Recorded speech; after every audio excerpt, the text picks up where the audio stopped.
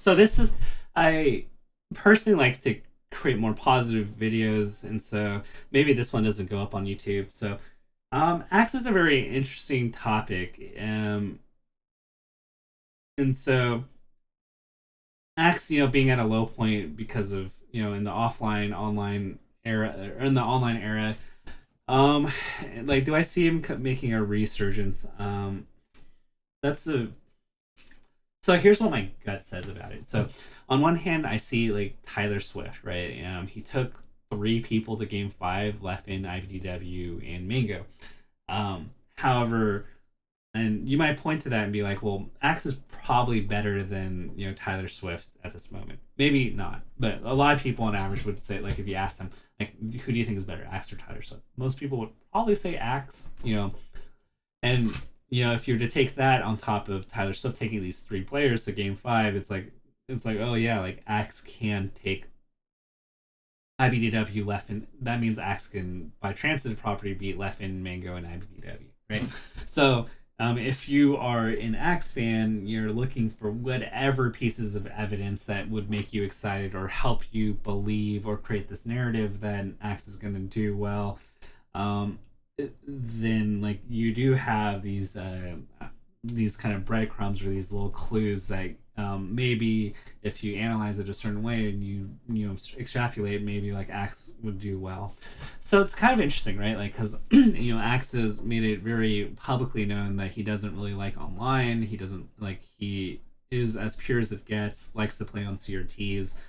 Likes to play in person, and it's kind of interesting because just a few years ago, Axe won a summit, and granted, like he did get Wizzy, probably one of the better matchups that he could have gone for grand finals. He still won it, right, over an array of really tough competition. So where does that bring us today? Like, I don't think Axe did really great. I don't know where he is on the rankings. I imagine there's even debate on whether or not he was a top 30 player this year. And considering this guy won Summit just a few years ago, that's a pretty large fall from grace, if I had to say it myself, to go from a Summit winner to like, is this player top 30? So like, where do I think he stands in the future? So I think there's two ways that we can look at it.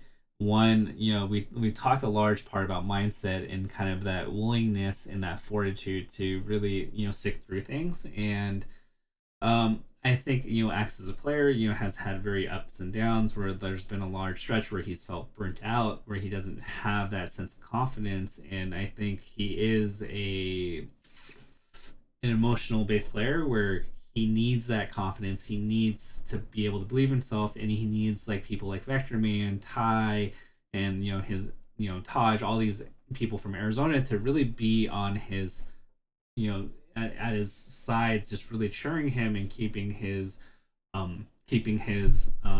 confidence high. And without those kind of systems and those people in place, I think it's really hard for him to really succeed.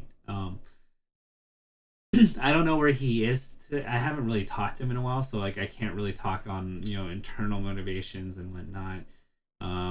Hopefully, I think part of the success really does come down to whether or not he has those systems at tournaments available for him that don't that that keep him happy, that keep him motivated, that keep him confident.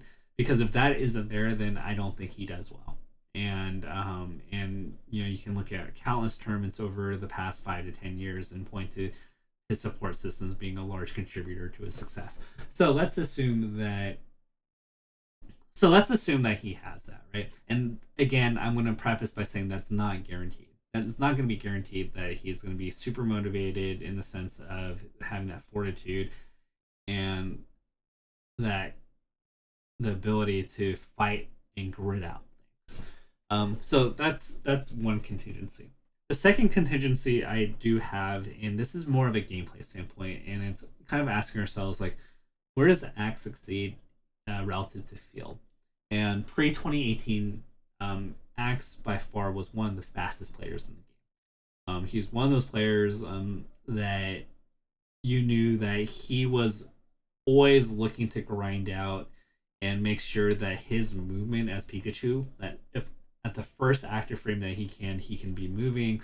If you look at his old videos, he just looks faster than everybody else. Like, and keep in mind, Pikachu is not that fast of a character as he seems, and a large reason of that is because Axe just moved out of lag as fast as possible, and that's what made him look faster than everybody else, who wasn't really as clean on movement and moving out in and out of hitboxes and lag, and going from one attack to the next movement to another attack.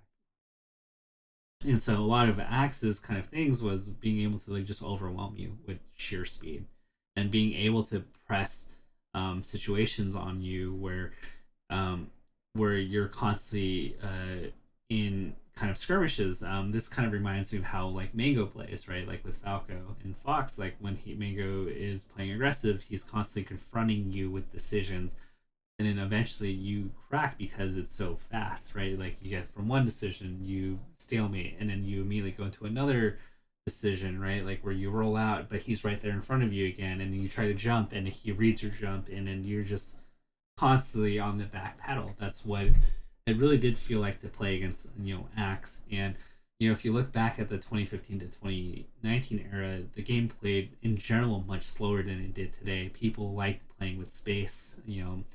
If there was a skirmish that didn't seem very favorable, people would kind of back off, like similar to like a Mayweather kind of play style, where if you don't feel like it's a good spot to engage, you just kind of pull back. But when you look at it today, people are matching speed.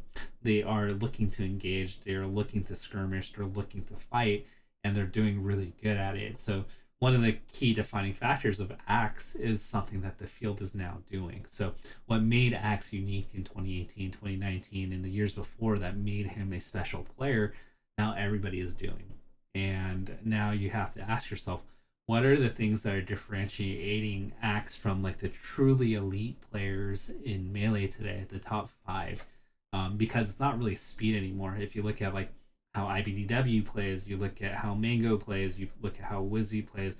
And granted, those are like the top five players, but even if you like look at like the Magi's, the Gingers, they're all really fast and they're really good at skirmishing. They're making less blunders. Like a lot of people don't really know in the early days, like even like 5 to 7 years ago, a lot of people who played Fox, Falco, all these like characters are fast. When they approached, they didn't really do it well. They left themselves vulnerable, and now you just see people run up, they throw hitboxes at you, they CC everything, and they just win out on. They're so much more.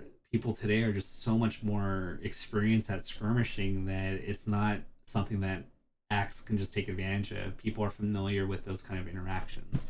The other part, right, and this is just part of just Pikachu as a character, right? Like, how does like Pikachu as a character win? And it's off of really just gimps and chain grabs. If you play Spaceys, but like Pikachu as a character doesn't really do that much damage. Pikachu is a decent like and fast-ish character, but a lot of Pikachu as a character, a lot of his moves at low percentages gets CC'd, so it's really hard to get honest hits without trading back. And this is where I think like Pikachu struggles with like a lot of floaty characters, like Peach especially, where if Pikachu has to throw his body at Peach, like, and they trade, Pikachu does 3 damage but takes 14, and that's not really a favorable interaction.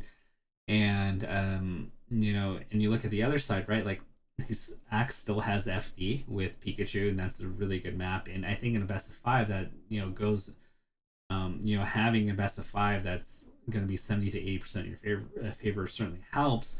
But the other part of it is that when you have to play the other stages, like how often is Axe going to get a low percentage kill on like a Fox or Falco? Like Foxes and Falcos are way better at preventing those kind of things from happening. And then you have to ask yourselves, like, is there a mix-up? Is there another way that Axe can set up for these grabs, or set up for getting these low percentage kills on these fast fallers? And I think you kind of reach a point where there may not be that many options left, other than just rock paper scissors. Like playing RPS and just hoping that you guess the right option, right? But then if you really have to rely on rock paper scissors, then like you're fundamentally capped to this like high variance playstyle where if you nail the rock paper scissors you win, or you might have a shot at winning, but if you don't get any you just lose.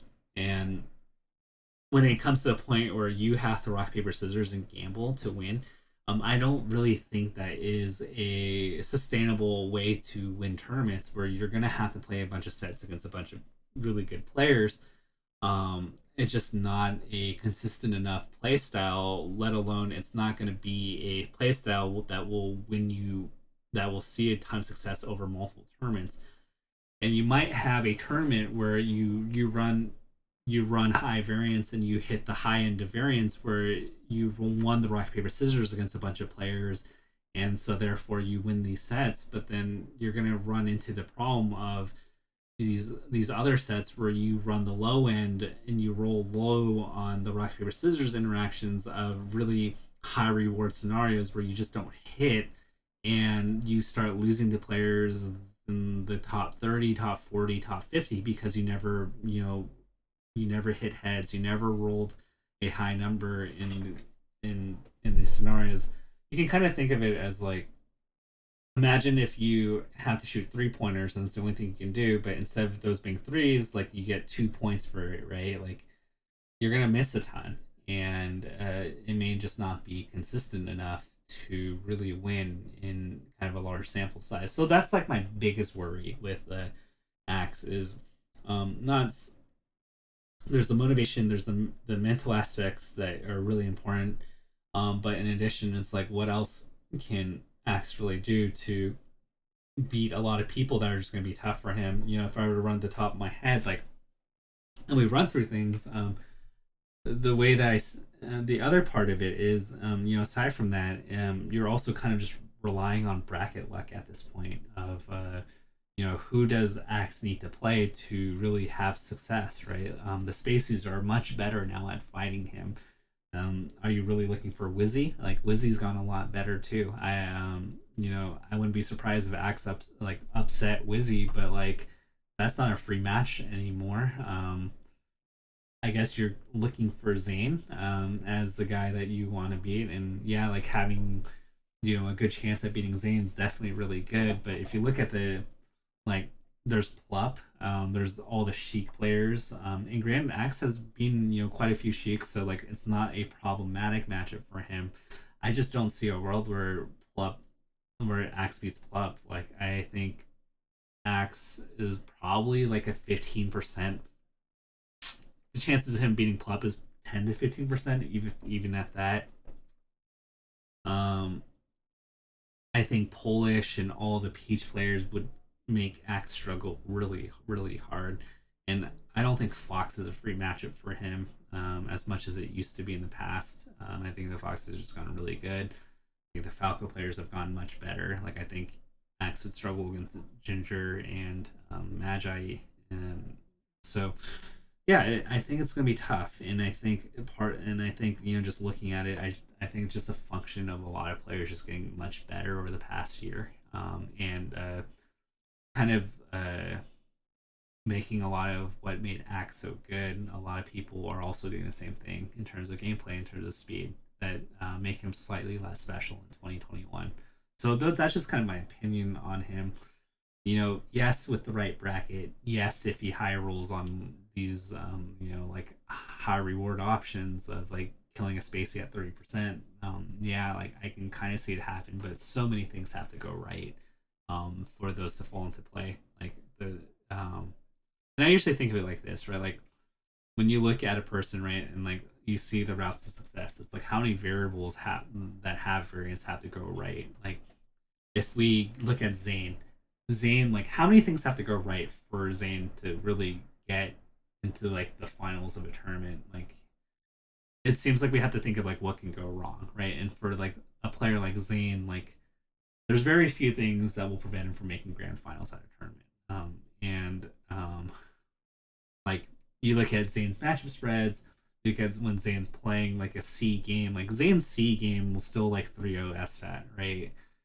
Zane there's very few players where I'm nervous, right? And even if Zane has like a bad-ish matchup, like let's say Zane runs into Wizzy early, right? Like it's still close to a 50-50.